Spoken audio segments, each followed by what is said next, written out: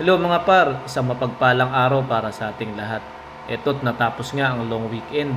Nagbabalik trabaho ulit tayo.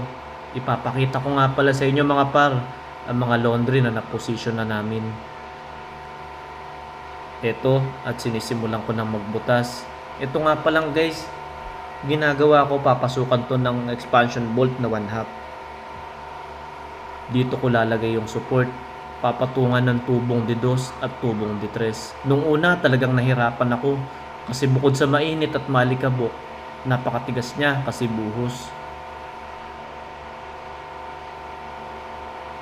Nung nakita kong okay na, sisimulan ko na siyang sukatan kung pwede na pumasok ang expansion bolt na 1/2.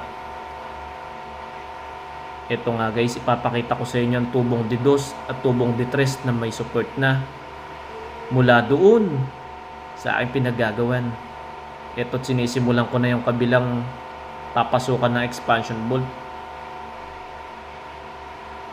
Ito't kinakabit ko na nga ang running thread.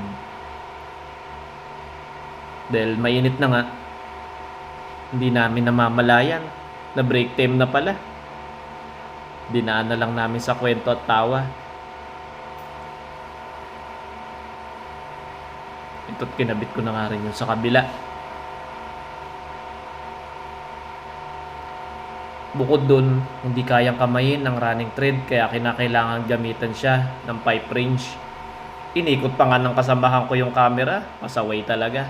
Buti na lang andyan si safety, pati yung isa kong kasamahan para masiguradong matibay ang aming mga ginagawa. Ito nga't kinakabit ko na yung channel bar. Ito yung pagpapatungan ng tubong D2 at tubong D3. Nilagyan ko na siya ng washer, kabilaan, pati nut. Yun lamang guys.